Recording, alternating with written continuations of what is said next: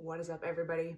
Rachel here, aka Brews with Beerkowski, and I am here to talk to you today about some beer history.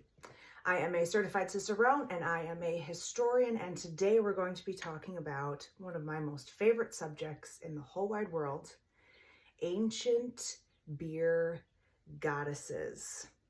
All right, let's get nerdy. Now, one of the reasons why this is one of my most favorite subjects is because I am technically an Egyptologist, and today we're going to be talking about ancient Egypt and also ancient Mesopotamia. But we can't start talking about ancient Egyptian beer goddesses until we first talk about what came first: farming or fermentation. Now, this is kind of a chicken or the egg story, and academics don't actually know which came first. Whether there was some spontaneous fermentation that happened, and then that made folks want to settle down and start farming, or did folks settle down and start farming and then discover fermentation? While we will never know the answer to that question, it almost doesn't matter, because once people started settling down and farming and creating civilization, or the building blocks of civilization as we know it today, that is when people started brewing beer. One of the oldest civilizations that we know of that started brewing beer was the ancient Mesopotamians.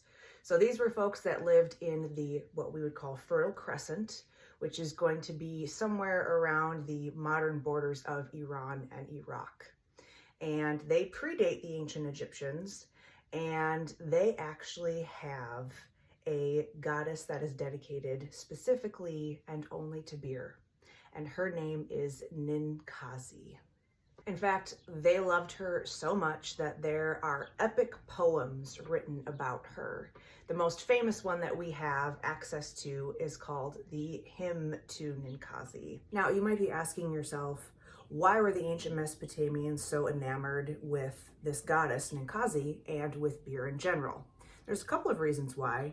The first reason is that simply in any city situation pre-industrial revolution, before us humans figured out that we can simply boil water to make it potable, beer was going to be the liquid that we subsided on as something that we could use to get our water that would not kill us. So city situations were very unsanitary, and you could not drink the water in your city. So people would be brewing beer to give them a potable and healthy water source. The second and kind of third reason why beer was so popular was because it was actually a nutritious beverage. So there are proteins and carbohydrates in beer, and it can be used as a dietary supplement if you are a poorer person that is really only subsiding on perhaps salted meats. Beer was also used for ritualistic purposes, and that is where we're going to start talking about the ancient Egyptians. So when talking about ancient Egyptian beer, we have to talk about the goddess Hathor and a very specific myth. So this myth is found in what we call the Book of the Heavenly Cow, and this myth is called the Destruction of Mankind. And it goes that way back when humans first came to exist, the gods existed alongside them. Ra was the ruler of all of the gods and all of the human folk. Now, as Ra aged, humankind began to conspire against him. Of course, him being the god of all gods, he knew what was going on, and this pissed him off. So what does he do? He calls his main gods in, and they have a meeting. He says, guys, listen, these stupid humans are pissing me off, and they're going to try to kill me. What can we do to put them in their place?